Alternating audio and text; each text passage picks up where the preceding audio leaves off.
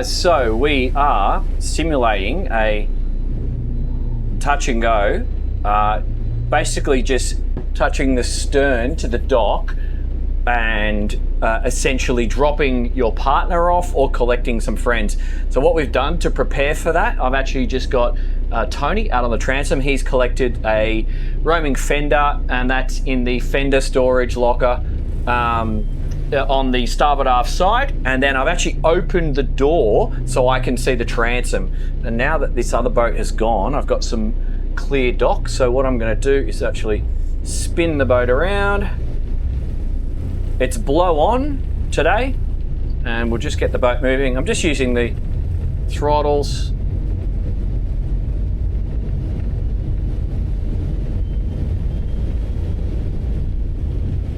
Lots of power there, guys. Lots of power.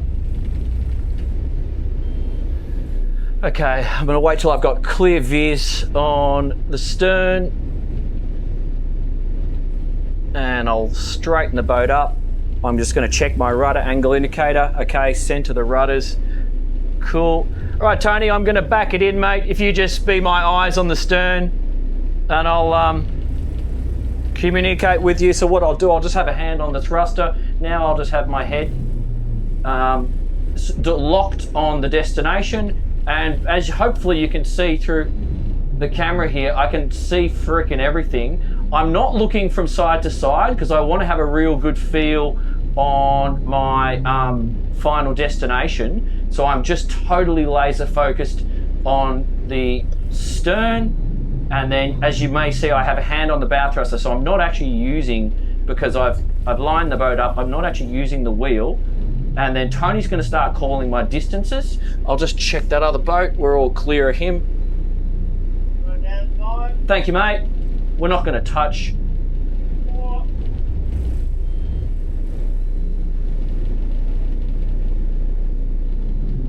I'll check that other boat. All clear.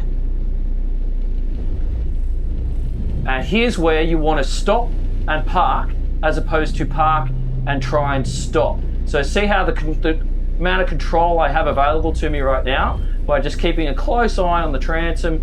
Obviously you can, that's enough, we got wind blowing us here. You can actually fit a boat like this. If you've got a dodgy neck, you could just fit a camera just there, and you'd be able to do that without looking over your head. The other thing a lot of people do, husband and wife teams, they'll actually wear a headset.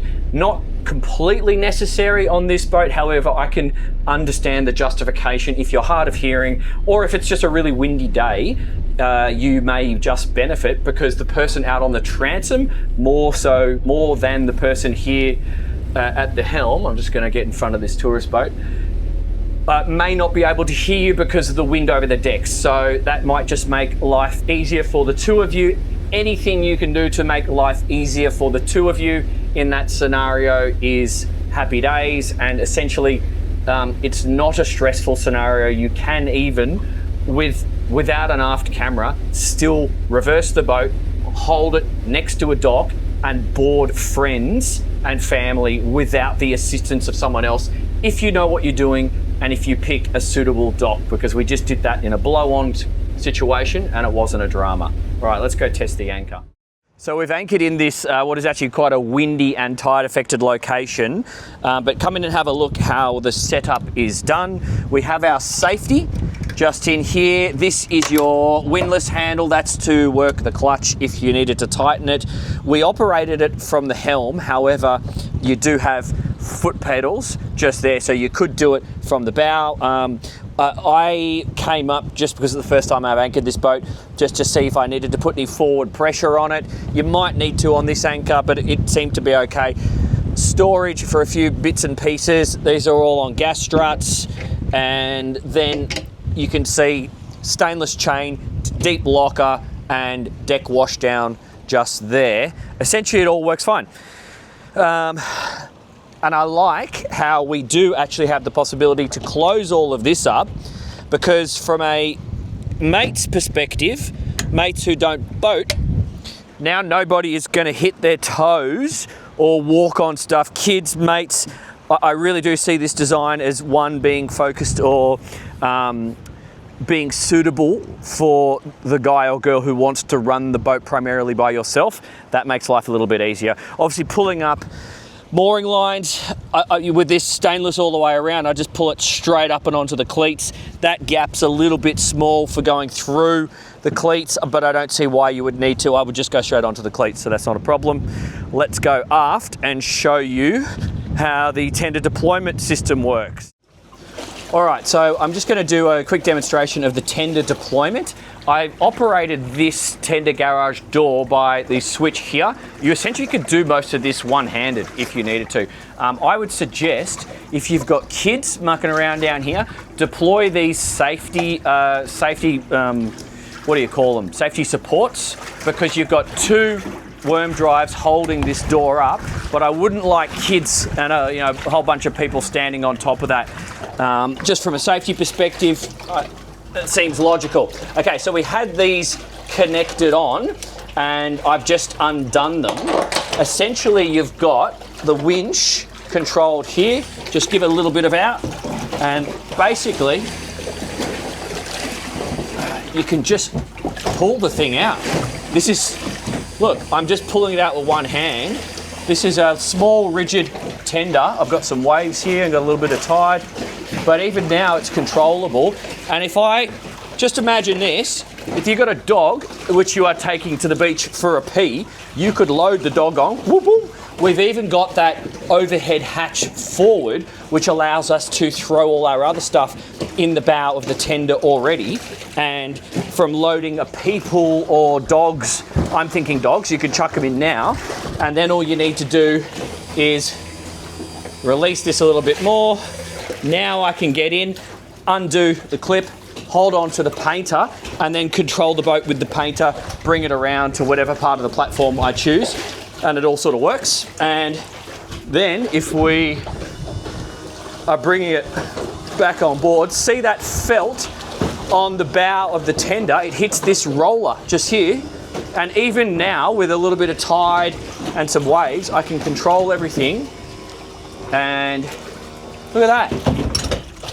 How good's that? And now what I would do, bearing in mind we're a loaded boat and we're in some waves, so we're getting water in here, but if we weren't in the waves, we wouldn't.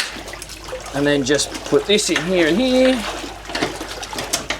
And now, that tension, so nothing's gonna rattle when we're underway, but just quickly come forward, and I'll just show you through this hatch here. I might even grab the camera off you, Tony, because if you did load some bags, if I just grab this and show you guys, look, with this hatch open, you've got access for your deck chairs, your big swim ladder, and the bow of the tender.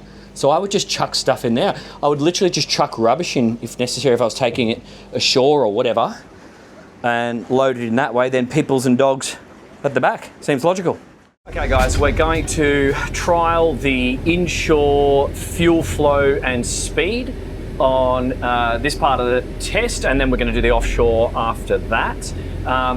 We're running the Scanias, okay, so we're running straight shafts. They're 800 horsepower. She comes standard with the Cummins, so just pay attention to that.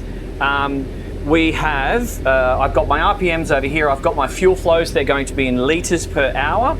I've got my zip wake controls, windscreen wipers here at the right hand. I have rudder angle indicator just on the autopilot, so I've actually got two here and here. I'm going to be reading you my speeds in SOGs just from here. What I will do is close this window, and we may even close the back door at some point through the video. Not necessary just now, because I'll let everyone listen.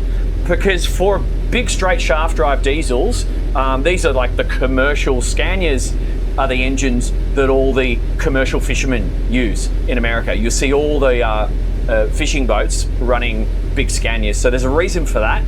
They have really good amount of time in between service intervals. Shaft drives is also helpful. So if you're looking for a no-nonsense boat that you can kind of forget about and just use it when you want to use it, I don't mean actually forget about it, it's still a boat, but this is less workload on you. So we're just proceeding at 8.8 knots. I got an RPM of just almost 900 RPM and a fuel flow of 12 litres per side, and everything's quite elegant. As you can see, I had the window open. Visibilities from this elevated position is great. I would really enjoy driving with a partner just next to me here, and we could hold a conversation without any dramas, and also anyone behind me at this speed. Just checking for traffic, checking around.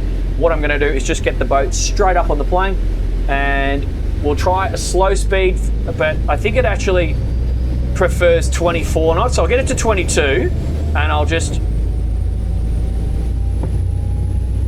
give it some juice. Coming up through 1,900 RPM, approaching 2,000 RPM. I'm at 22 knots now, but I'm going to go straight to 24. So there's 24, 24.5, and I'll just play with the trim now, just settle in. I got a straight 100 litres consumption, 100 litres consumption per side. Trim's feeling pretty good. I'm going to play with the trim a little bit. This is hull number 1, so there are refinements coming on hull number 2. I'll talk about that on Patreon. And there you go, 24 knots. Sight lines are good. From this elevated position, I still got really good sight lines straight over the bow. I can see the jet ski off my bow at the moment. Noise levels are still fine here in the cockpit. Let's try closing that door and see what we notice. And then once we get around the corner here, we will see how it is. Okay, a marked improvement. Yeah. Also, air conditioning's perfectly powerful. I've got these vents jetting the air on me right now, so from a hot day perspective, I don't have any issues. I like the ergonomics. I love this footrest. I love the seat. It's actually just super comfy. I think if I was cruising in a displacement mode, I'd probably be sitting back here. In a planing mode, I'd probably be up here. Now I just got to watch for traffic, because I do make a little bit of wash, a boat of this size. So I'm actually going to start increasing my speeds now. Let's get to 27. Okay, increasing 2,100, 2,150 RPM. I see 130 litres consumption per side. Coming around, the glass has got a little bit too much reflection for my liking. That'd be a personal choice. I'm sure you could change that with the dealer, so talk to them and you do you. It looks very cool from the outside and you have a lot of privacy, so I understand the logic. Coming through at 26 knots, 2,190 RPM, 135 litres, and let's give it some more. Let's increase. Okay, wide open throttle now, 2,250 RPM, just playing with the trim a little bit. Okay. And I think I see some kayakers up ahead, guys, so I might have to call this in a second, but I'm seeing 27 to 28 knots, 150 litres, and I'm definitely going to have to call this. So 3, 2, 1, coming off the plane. We just can't go past people in little boats like that at this sort of speed. That's a little bit inconsiderate. Okay.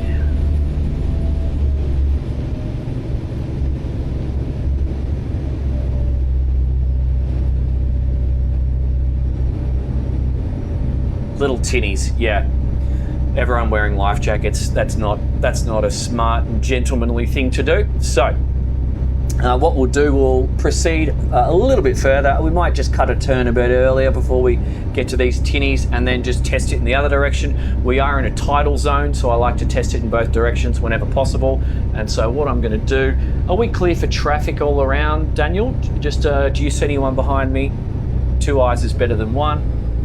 And I'll just come. Awesome.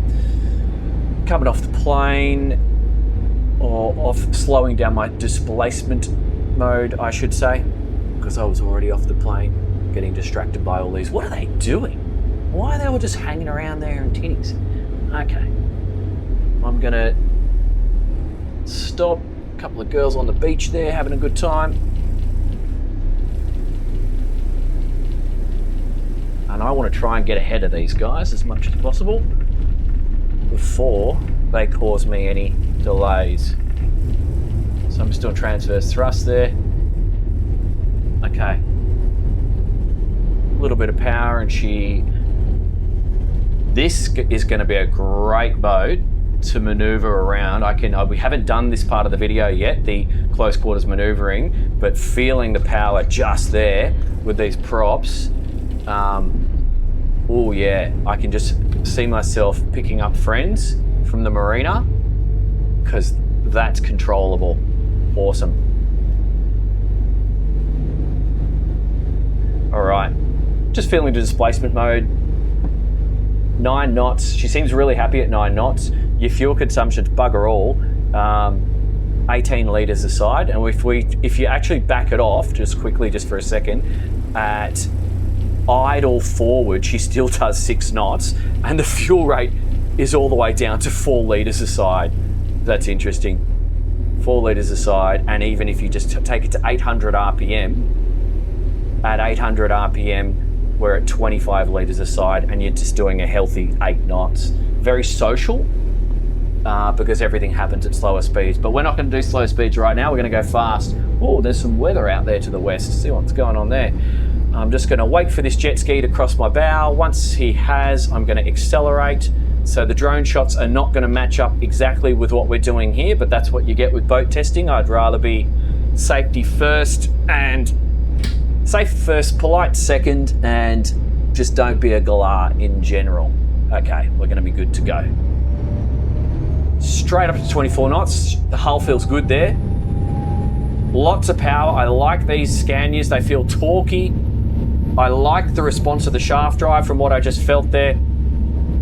Maneuvering in a transverse thrust mode. I'm straight up to 26 knots actually. So I'm going to back the power off and just settle in at 24 as I was before.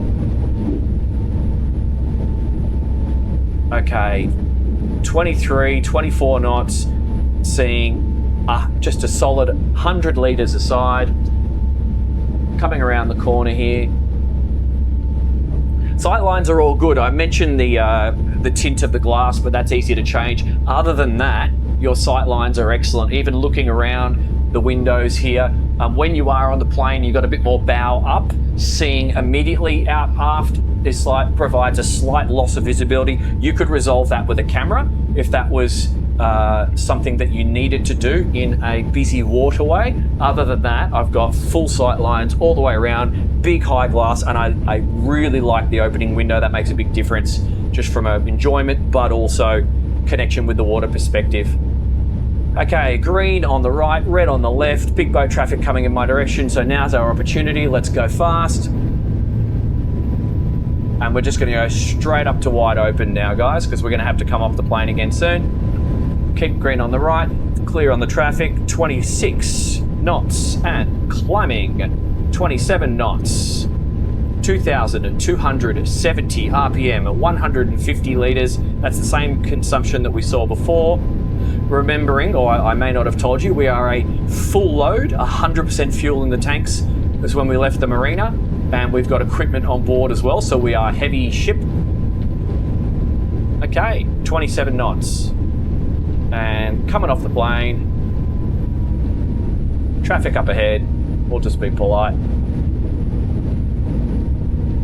What we'll actually do, because he's a big boat, we're going to go through his wash. Responsive rate of turn is what you would expect, and I'm going to turn into this guy's wash now from about a 47-foot flybridge, and we're just going to feel his waves going into it now. 3, 2, 1. Okay, so the boat feels solid. The hull feels, I know it's solid fiberglass, hand-laid glass build, but you definitely notice that when we impacted with the wave. Well, the correct term is you didn't notice it. we didn't shake around at all. You could actually be in the galley. We could impact with those waves there and you're not going to fall over. So that's nice. All right, so from here, we will run straight out in the ocean and feel her through some swells.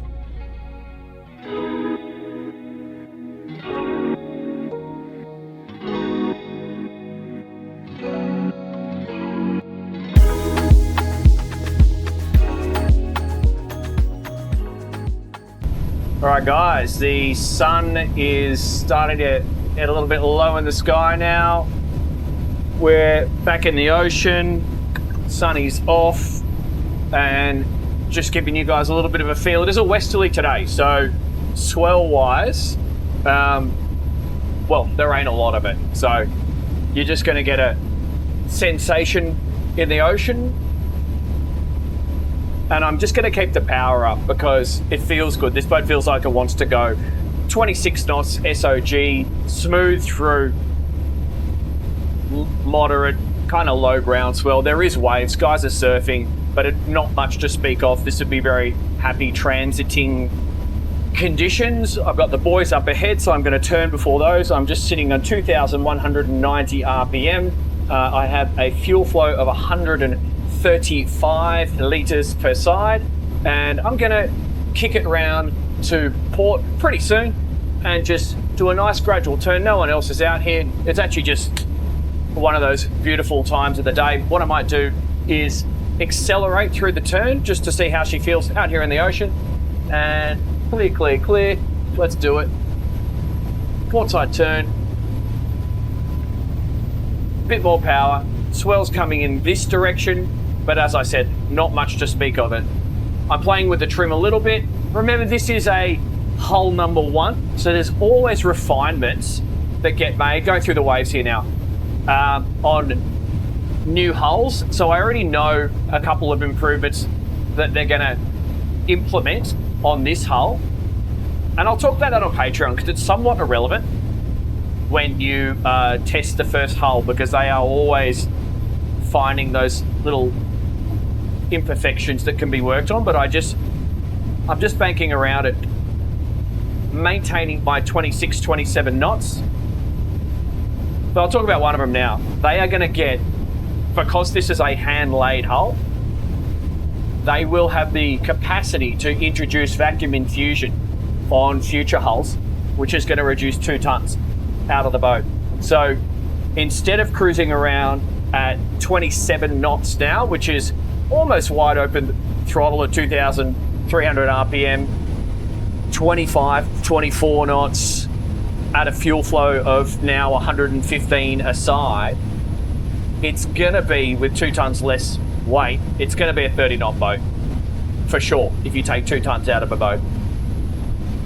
So I think that's more than enough for a style like this. I'm not trying to turn this into a race boat. If you're cruising around at this sort of speed, 24, 25, burning anywhere from 100 to 120. Let's back it off a little bit. And we'll just do one little turn to starboard just to see how that feels here in the ocean. Yeah, see, 100 litres at 23 knots, that's per side. I've got the back doors open. This is just pleasant. This is just pleasant. But why not? Because we can. Bit more power, slow bank, out to sea. The heel angles, not aggressive. Everything's predictable. Vibration levels are manageable, noise levels are manageable, even with that door open. It's a very nice piece of kit, and you just feel cool. You just feel cool. All right, we're gonna go from here and take this boat back to the marina, and I think I'll stick it in the pen and then just talk to you about what we get up to, because we do have the remote control dockmate. I think it's dockmate on this one. It is, which allows us to do thrusters and throttles. So you can do things like go forward and raise the anchor, which Daniel the skipper, who's with us today, did. And gives you flexibility around the dock. So we'll see you there. All right, guys, coming back to the marina. I'm just going to stick it in the pen. This pen's got fenders on the dock, and I have a boat on the port side. You may note me just putting one engine in and out of gear, because if you leave both engines in gear, it will actually do like 6 knots. We have a westerly wind blowing. You may see the bow flag on camera too. We still have a bit of breeze, so it's going to be blow on in the berth. And I've got my thrusters on and operational, and just going to stick it in the pen and see how she feels. Got the boys assisting. Tony's out back.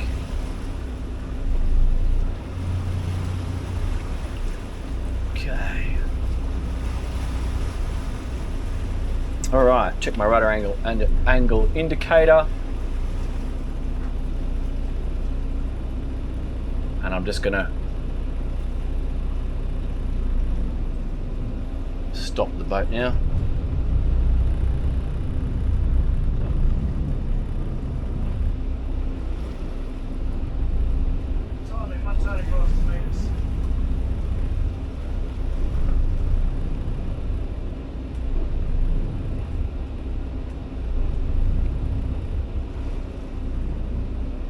Visibility is great at the moment.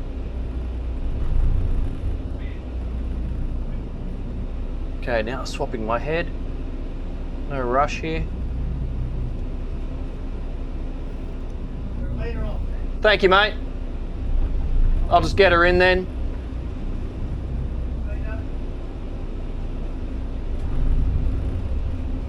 I'm not too worried because I'm blow on. I can actually see out here.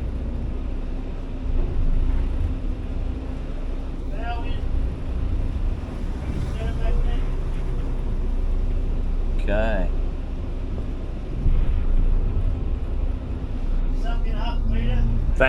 Thank you.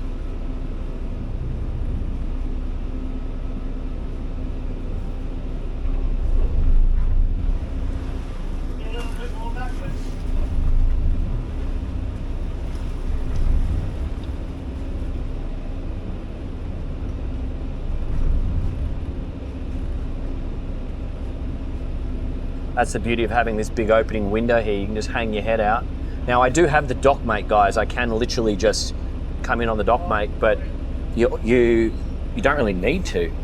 I think what you would do, you'd probably come in, and once you got it in your pen, if you're doing this by yourself, have the dock mate around your neck, ready to roll, and go and sort the lines out. Or if you just have one person, you could get the aft line and the aft springer on, and then with your dock mate you could make your way forward.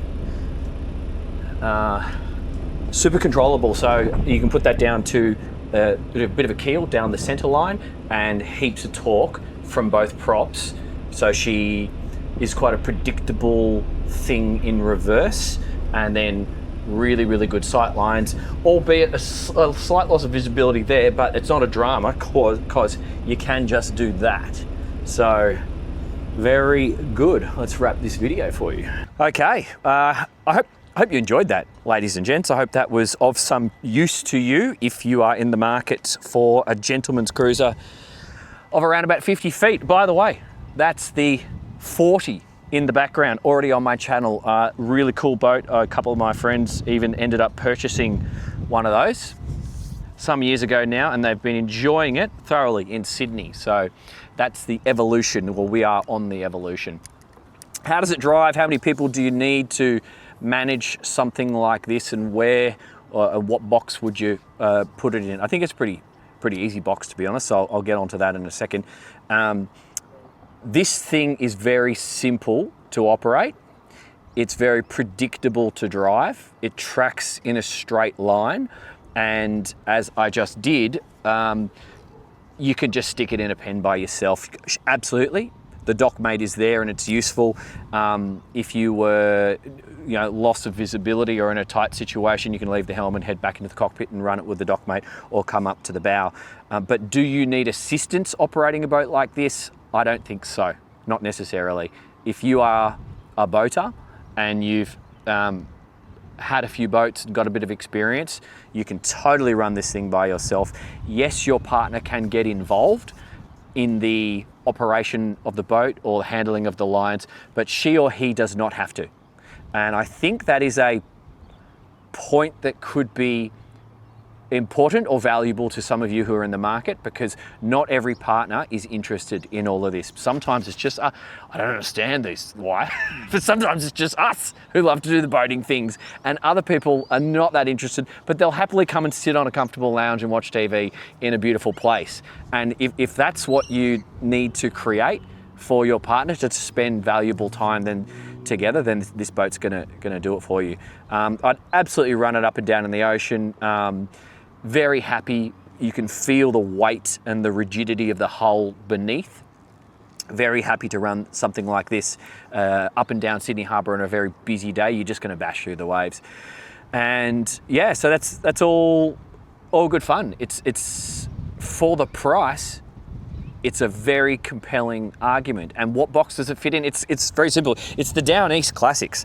So anything that you see at Newport, Rhode Island. We've obviously got some Australian brands. A lot of them are all being made in Asia, like this boat is as well.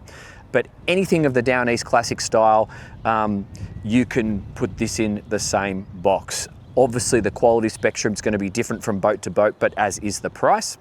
I think the one key point on this one is that it is shaft drive. A lot of brands are going over to the IPS these days, so decide what system suits you best. And I can't answer that. That's something that you're going to have to work out for yourself. Now, if you want to see pricing, if you want to ask questions and get me posting video answers, you can also get access to the old Dan's BoatLife merchandise these days. That's all on my Patreon, link down below in the description. Thank you so much for joining us on what has been another beautiful day in sunny Queensland. I look forward to seeing you next time, and I'll pop up a video of a competing boat on the screen right now for you to do your own research. Thanks, legends. See ya.